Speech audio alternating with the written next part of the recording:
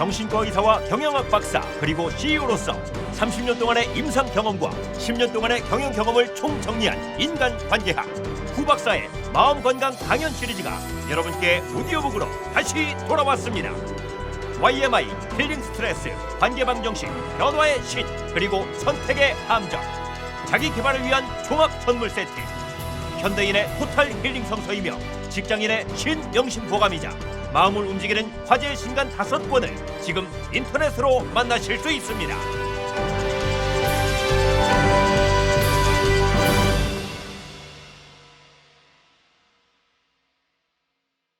힐링 스트레스 6.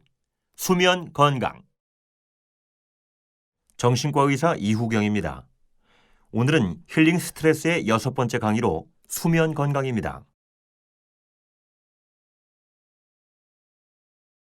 옛날 한 도승이 쓰러져가는 집 마루에서 코를 골면서 낮잠을 자고 있었습니다. 그때 안방에서 불이 났습니다. 놀라 달려온 하인은 도승을 깨웠죠. 깊은 잠에 빠진 그는 일어날 기색이 전혀 없었습니다. 다급해진 하인은 더 세차게 그를 흔들었습니다. 겨우 단잠에서 깨어나 가는 눈을 뜬 도승은 이렇게 말했습니다. 불길이 문턱을 넘어오게 되면 다시 깨워라. 그리고 다시 잠들었습니다. 옛 속담에 잠을 자야 꿈을 꾸고 꿈을 꾸어야 임을 만난다라는 말이 있습니다. 도승은 아마도 단꿈을 꾸고 있었을지 모릅니다. 자면은 얕은 잠과 깊은 잠, 꿈 없는 잠과 꿈꾸는 잠, 단잠과 선잠, 자주 깨는 잠과 깨지 않는 잠, 악몽과 길몽 등 참으로 여러 가지가 있는데요. 인간은 일생의 3분의 1을 자면서 보냅니다. 90년을 산다고 가정할 때 30년을 잠으로 보내는 것이죠. 수면욕은 인간의 식욕, 성욕과 더불어 3대 욕구입니다. 예로부터 잠은 보약이라고 했습니다. 잠은 회복, 에너지 보존, 기억, 면역, 감정 조절 등의 중요한 역할을 하죠. 잠을 잘 자고 일어나야 하루를 활기차게 시작할 수 있습니다. 건강한 잠은 아침에 일어나 상쾌하고 종일 피곤하지 않으며 낮 동안 졸리지 않고 기분 좋은 하루를 보내는 겁니다. 잠은 하루 컨디션의 80%를 좌우하죠. 수면 건강은 성공과 행복의 척도입니다. 수면 건강은 수면의 양과 질로 평가됩니다. 수면의 양은 개인차가 심합니다. 유전적인 영향을 받죠. 발명의 왕 에디슨은 하루에 3시간밖에 안 잔 것으로 알려져 있고 아인슈타인은 하루에 10시간은 반드시 잤다고 합니다. 적절한 수면 시간은 사람마다 다른데요. 보통 신생아는 16시간, 1살이 되면 12시간, 성인은 8시간, 노인은 6시간 정도의 잠을 잡니다. 현대인은 전기의 발명과 업무량의 증가로 인해 일하는 시간이 늘어나고 교대 근무를 하게 되면서 100년 전보다 한두 시간을 덜 자게 됐습니다. 부족한 잠은 건강에 나쁜 영향을 미칩니다. 크고 작은 산업재해와 교통사고의 원인이 되기도 하고요. 잠이 부족하면 기억력과 집중력이 떨어지고 순간적인 판단력과 순발력도 떨어집니다. 감정 기복이 심해지고 식욕이 증가하죠. 1시간만 적게 자도 다음날 업무 능률이 30% 이상 떨어집니다. 실제로 24시간 이상 안 자는 경우는 혈중 알코올 농도 0.1%의 상태와 같습니다. 소련의 체르노빌 원전 사고, 미국의 우주선 공중 폭발 사고 등은 근무자의 수면 부족과 깊이 연관돼 있습니다. 수면의 질은 자세한 관찰을 통해 평가됩니다. 충분한 수면을 했는데도 아침에 일어나 상쾌하지 않고 종일 피곤하며 낮 동안에 졸리고 만성 두통과 어지럼증이 있다면 수면의 질을 의심해 봐야 합니다. 자고 자도 피곤하고 등만 붙이면 잠들며 잠잘 때 자주 움직이고 엎드려 자거나 입 벌리고 잔다면 수면 장애를 고려해 봐야 하고요. 잠들기가 힘들거나 밤에 자주 깨고 깊은 잠을 못 자거나 아침에 일찍 깨며 악몽에 시달리거나 아예 꿈이 없는 경우도 문제가 있는 겁니다. 현재까지 알려진 흔한 수면 장애는 약 50가지나 되는데요. 수면의 고통을 받는 경우 민간요법에 의존하거나 주위 사람들이 용하다는 곳을 찾기에 앞서 수면의학 전문가를 통해 정확한 진단을 받는 게 바람직합니다. 이제 수면 건강에 대해 넷으로 나누어 살펴보겠습니다. 수면의 구조, 수면 각성 주기, 수면 장애, 건강한 수면입니다. 첫 번째 토픽은 수면의 구조입니다. 수면의 구조는 일정한 단계와 주기가 있습니다. 크게 비렘 수면과 렘 수면으로 나눕니다. 비렘 수면은 꿈 없는 잠입니다. 몸이 푹 쉬는 수면으로 몸과 신체의 피로를 회복하는 데 필요한 잠이죠. 낮에 고갈된 신경 전달 물질을 재충전하고 성장 호르몬을 비롯한 여러 호르몬의 분비를 촉진합니다. 또한 근육을 이완시켜 피로를 풀어주죠. 깊은 잠은 무의식이 가장 왕성하게 활동하는 시기입니다. 장기 기억과 해묵은 감정을 재정리하고 창조적인 작업이 일어납니다. 비렘 수면은 전체 수면의 75에서 80%를 차지합니다. 비렘 수면은 다시 4단계로 나누어져서 1, 2단계는 얕은 잠이고 3, 4단계는 깊은 잠입니다. 보통 얕은 잠이 전체 수면의 50%, 깊은 잠이 25%를 차지하죠. 수면은 얕은 잠에서 깊은 잠으로 들어갔다 다시 얕은 잠으로 나옵니다. 그리고 다시 깊은 잠으로 들어가죠. 이러한 주기는 하룻밤에 5, 6회 반복되는데요. 깊은 잠에서는 깨우기가 힘들고 깨우는데 오래 걸립니다. 이때 억지로 깨우면 종일 피곤하죠. 렘 수면은 꿈꾸는 잠입니다. 뇌가 일하는 수면으로 마음과 정신의 피로를 회복하는 데 필요한 잠입니다. 사람은 누구나 매일 꿈을 꿉니다. 꿈의 역할은 낮에 입력된 정보를 장기 기억으로 전환하고 낮 동안 쌓인 감정을 처리하는 일이죠. 만일 꿈을 못 꾸게 한다면 기억력과 집중력 감퇴, 불안, 우울, 편집증, 성기능의 감소 등의 증상이 나타날 수 있습니다. 밤새 꿈꾸는 잠은 깊은 잠 없이 얕은 잠과 렘 수면을 반복하는 겁니다. 꿈 없는 잠은 비렘 수면에서 깨어 꿈을 기억하지 못하거나 꿈을 꾸고도 일어나서 바로 있는 경우입니다. 악몽은 보통 상기도 저항이나 우울증에서 옵니다. 렘 수면은 전체 수면의 20에서 25%를 차지합니다. 렘 수면은 신생아 때 50%를 차지하다 10살 이후에 20에서 25%로 고정되고요.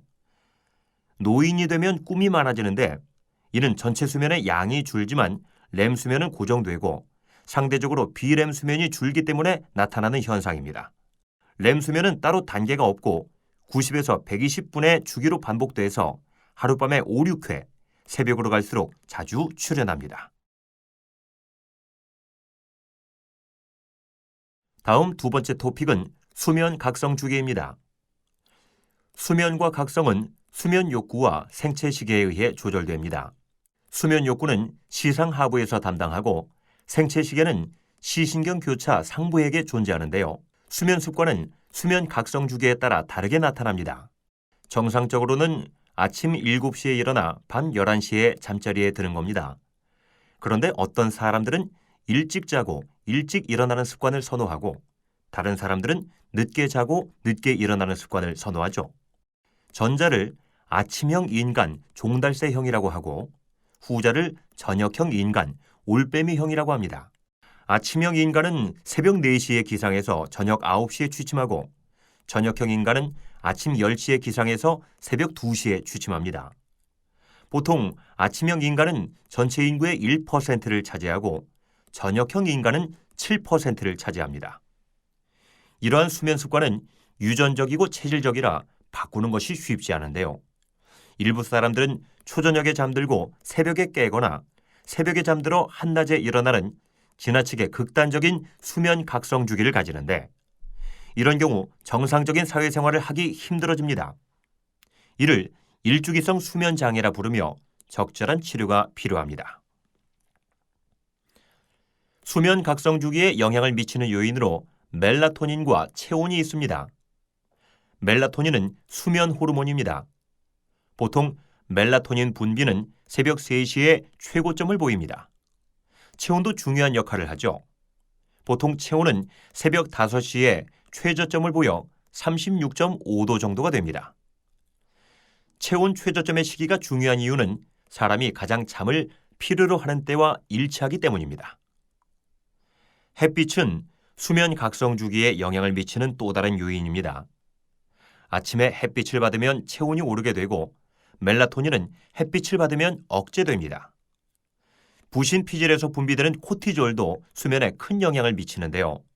코티졸은 각성 호르몬입니다.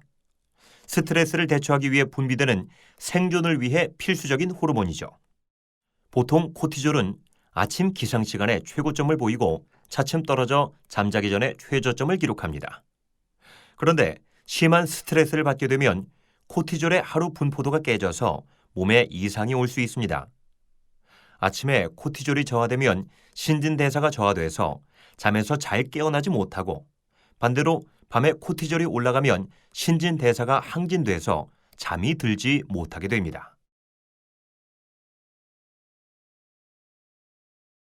다음 세 번째 토픽은 수면장애입니다. 수면장애는 잠을 못 자거나 너무 많이 자는 것입니다. 뇌에 산소와 당이 부족하면 수면을 방해하고요. 물리적인 스트레스나 정신적인 스트레스도 수면을 방해합니다. 대표적인 3대 수면장애는 불면증, 수면무호흡증, 하지불안증입니다. 첫째, 불면증입니다. 불면증은 가장 흔한 수면장애인데요. 잠들기가 힘들거나 밤에 자주 깨고 깊은 잠을 못 자거나 아침에 일찍 깨며 악몽에 시달리거나 아예 꿈이 없는 경우입니다. 밤이 다가오면 오늘도 못 자면 어떻게 하나 하는 불안감을 많이 가지게 되죠. 불면증이 있는 사람은 밤에도 괴롭지만 낮에도 괴롭습니다. 종일 피곤하고 낮 동안에 졸리며 기억력과 집중력이 떨어지고 두통과 어지럼증도 옵니다. 불면증은 모든 연령층에서 발생합니다. 여자와 노인에서 더 흔하고요. 수일에서 일주일을 못 자는 급성 불면증에서 종종 몇 주, 몇 달, 몇 년 동안 지속되는 만성 불면증도 있습니다. 불면증은 보통 2주가 넘으면 학습돼서 만성 불면증으로 진행됩니다. 또한 우울증이 동반될 수도 있죠. 그러므로 초기에 잡아야 합니다. 한국인 전체의 20% 이상이 불면증을 경험하고 5%는 만성 불면증을 가지고 있습니다. 불면증이 있는 사람들은 항상 잠에 대해 많은 걱정을 하고 여러 가지 생각이나 고민 때문에 잠을 못 잔다고 합니다. 불면증을 해결하기 위해 수면 유도제를 먹고 한약을 지어 먹기도 하며 여기저기 용하다는 병원을 방문합니다. 불면증의 원인은 보통 스트레스나 시차 적응, 수면 습관의 변동에서 유발됩니다. 그러나 여러 다른 질환으로부터 동반되기도 하죠. 우울증, 불안증, 알코올 중독 등 정신과적인 질환에서 올 수도 있고 수면 무호흡증, 하지 불안증, 사지 운동증에서 올 수 있습니다. 또한 당뇨나 혈압, 호흡기나 심장질환, 만성 통증 등에서 올 수 있죠. 치매, 파킨슨병, 중풍과 같은 신경과적 질환에서도 올 수 있고요. 그러므로 무턱대고 약부터 사용하는 것은 자칫 치료를 어렵게 하고 장기화할 위험성이 많습니다. 불면증은 적절한 수면 유도제를 복용하는 것이 큰 도움이 됩니다. 최근 중독성과 부작용이 적은 비벤조다이제핀계 수면제가 개발되어 있습니다. 그러나 수면제는 불면증의 원인을 치료하는 것이 아니기 때문에 그 효과가 일시적일 수 있고 장기 사용 시 중독에 빠질 수도 있으며 수면 무호흡증의 경우 수면제 종류에 따라 호흡 저하를 유발하여 증상을 더 악화시킬 수 있습니다. 특히 술을 마신 후에는 진정작용이 배가 돼서 수면제 사용을 매우 조심해야 합니다. 만성 불면증의 경우 원인 질환이나 동반 질환이 다 나아도 불면증은 그대로 남아있는 경우도 있는데요. 이때는 인지 행동 치료를 통해서 수면에 대한 이해도를 높이고 자신의 잘못된 수면 습관이나 신념을 교정하며 수면제를 차츰 줄여서 끊어주어야 합니다. 대인관계 갈등이나 성격 문제, 해결 안 된 어릴 적 상처가 있는 경우에는 심리치료가 필요합니다. 둘째, 수면 무호흡증입니다. 수면 무호흡증은 수면 중 호흡이 멈추는 질환입니다. 보통 코골이라고 알려져 있는데요. 코골이는 진화론적으로 자는 동안 수컷이 암컷을 보호하기 위해서 울부짖는 소리라고 합니다. 하지만 실제로는 자는 동안 숨 통로가 막혀 산소 공급이 중단돼서 이를 해결하기 위한 몸부림이죠. 뇌는 수면 중에 충분한 산소를 필요로 하기 때문입니다. 코골이는 성인 남자의 50%, 성인 여자의 30%에서 나타나는데 이 중 10%는 수면 무호흡증이 나타납니다. 수면 무호흡증은 보통 객관적인 방법을 통해 진단하게 되는데 보통 10초 이상 숨을 쉬지 않는 무호흡이 1시간에 5회 이상 발생하면 수면 무호흡증이 있다고 진단하게 됩니다. 이 기준에 의하면 중년 남성의 25%, 여성의 10%에서 수면 무호흡증이 있다고 합니다. 수면 무호흡증의 대표적인 증상은 주간 졸림증입니다. 종일 피곤하며 낮 동안에 졸리고 만성 두통과 어지럼증이 있죠. 자고 자도 피곤하고 등만 붙이면 잠들며 엎드려 자거나 입 벌리고 잡니다. 아침에 두통을 느끼거나 심한 구강 건조를 호소하기도 하고요. 기도가 심하게 좁아지거나 아예 기도의 벽이 서로 붙어버리면 숨이 자주 멎어서 코 고는 중간에 조용해집니다. 어떻게 해서라도 숨쉬기 위해 횡격막과 가슴 근육은 더욱 힘을 주게 되고 결과적으로 잠에서 자주 깹니다. 이러한 수면 중단은 기도의 근육을 자극해서 더 좁아지게 하는 악순환이 반복되죠. 그러나 깨는 시간이 너무 짧아서 다음날 아침에 자주 깬 사실을 기억하지 못합니다. 수면 무호흡은 하룻밤에 대개 수십 번에서 수백 번 발생합니다.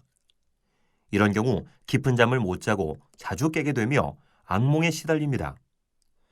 낮 시간에 정상적인 각성 상태를 유지하기 어렵게 하여 여러 가지 문제가 일어날 수 있고요. 정상인에 비해 7배나 교통사고를 잘 일으키는 것으로 되어 있습니다. 수면 중에 무호흡이나 저호흡이 발생하면 체내의 산소가 부족하게 됩니다.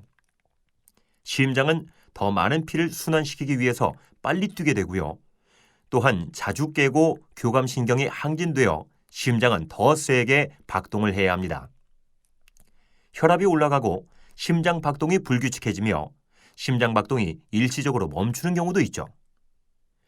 이와 같이 심장 정지가 오래 지속되면 다른 질병이 없던 건강한 사람도 위험할 수 있는데요.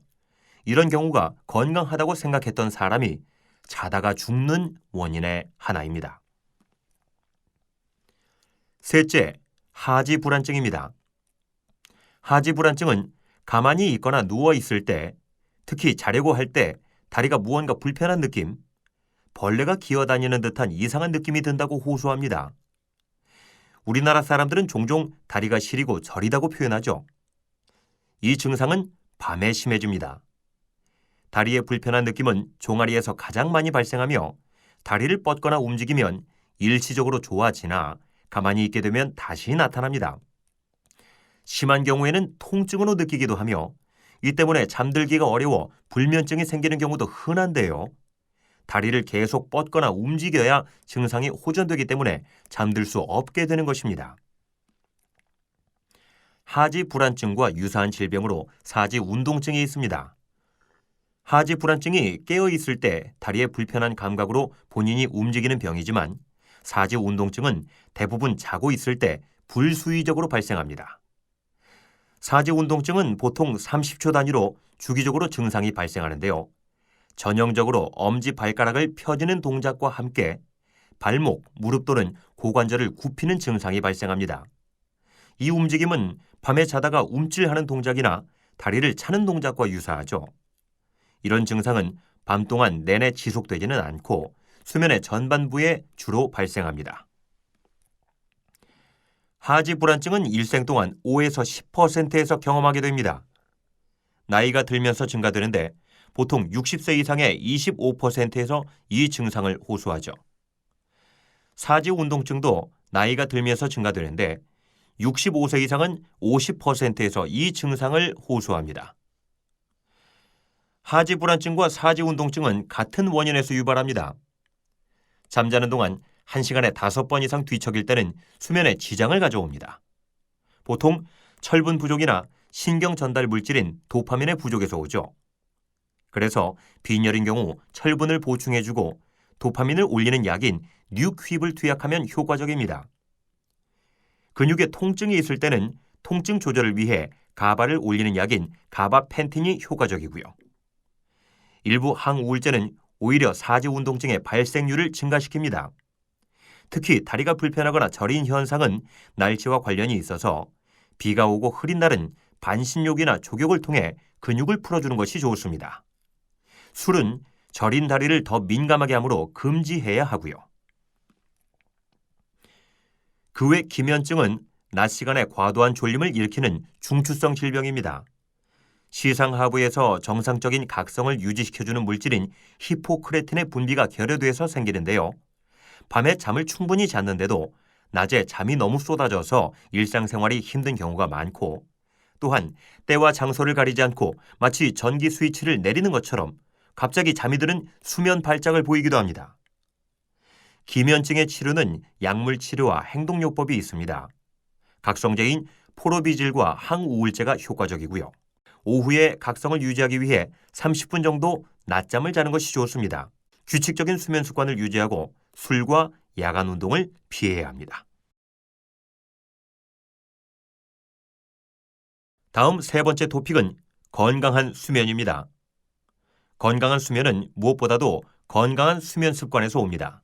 건강한 수면은 규칙적인 생활, 충분한 햇빛, 스트레스 관리, 좋은 음식, 규칙적인 운동 5가지로 요약됩니다. 첫째, 규칙적인 생활을 통해 신체의 항상성을 유지해야 합니다. 불규칙적인 수면 습관은 생체 시계를 혼란스럽게 하죠. 되도록 기상시간과 취침시간을 지켜야 합니다. 주말과 휴일에 늦잠을 자는 것도 수면 리듬을 깰 수 있는데요. 낮잠은 되도록 피하고 정말로 졸린 경우에는 30분 이내로 제한해야 합니다. 잠자리에 누워있는 시간을 일정하게 하는 것이 좋습니다. 수면 노트를 기록하는 것은 매우 효과적입니다. 둘째, 충분한 햇빛으로 일주기성 리듬을 잘 조절해야 합니다. 잠을 잘 자려면 햇빛과 친해져야 합니다. 햇빛은 수면뿐만 아니라 정신 건강에도 좋습니다. 빛은 시신경을 통해 시각중추, 송과선, 시상하부로 전달돼서 호르몬과 신경 전달 물질의 생성에 영향을 미칩니다. 밝은 빛은 충분한 멜라토닌을 분비시켜 숙면을 유도하고 세로토닌 활성도를 높여 우울증을 없애줍니다. 멜라토닌은 아침에 빛을 본 후 15시간이 지나면 분비됩니다. 그래서 기상 후 30분 이내에 햇빛에 노출하는 것이 좋죠. 반대로 저녁에 자기 전에는 은은한 조명을 사용하고 특히 밤중에 일어나게 될 때 밝은 빛에 노출되지 않도록 해야 합니다. 햇빛을 보기 힘들 때는 4000룩스 이상의 강한 빛을 사용하는 광치료를 통해 불면증과 우울증을 치료할 수 있습니다.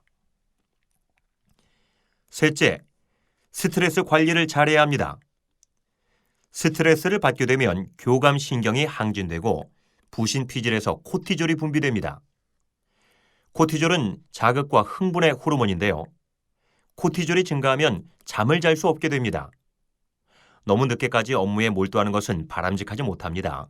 되도록 밤을 일찍 조용히 맞이하는 것이 좋죠. 신경 과민이 있을 때는 잠자리에 특별히 신경을 써야 합니다. 시계를 잠자리에서 보이지 않는 곳에 두고 밤에 일어나더라도 시계를 보지 않는 것이 좋습니다. 침실은 어둡고 조용하며 공기 소통이 잘 되고 적절한 실내 온도와 습도를 잘 유지해야 합니다. 귀마개나 눈 가리개 등을 사용해도 좋고요. 밤에 깨는 경우를 대비해서 간단한 자기 최면을 배워두는 것도 좋습니다. 긴장을 풀고 즐거운 마음을 갖도록 노력합니다. 너무 잠자려고 노력하는 것은 바람직하지 못합니다. 오히려 나는 잠을 안 자도 좋다라고 마음먹는 게 더 효과적이죠. 10분 이상 잠이 안 오면 일어나 단순 작업을 반복하는 일을 하면서 졸릴 때까지 기다리는 게 낫습니다. 가급적 집 바깥 다른 곳에서 잠자지 않도록 하고요. 침대가 너무 딱딱하거나 푹신하지 않도록 합니다. 침대는 반드시 잠자기 위해서만 사용하며 침대에서 일을 하거나 다른 생각에 골몰하는 습관을 버려야 합니다. 베개는 적당한 높이와 견고성을 지닌 것을 사용합니다. 그래도 정 잠이 안 오면 처방에 따라 가끔 작용 시간이 짧은 수면 유도제를 사용하는 것도 좋습니다. 넷째, 좋은 음식을 가려서 먹어야 합니다. 히포크라테스는 음식으로 못 고치는 병은 약으로도 못 고친다라고 했습니다. 좋은 음식은 수면 건강에 필수적입니다. 잡곡밥, 신선한 야채, 생선, 고기 등을 골고루 먹는 것이 좋습니다. 칼슘, 철분, 마그네슘이 풍부한 음식은 수면을 돕습니다. 아침에는 수면을 깨우는 타이로신이 많이 든 음식인 달걀, 고기, 초콜릿이 좋습니다.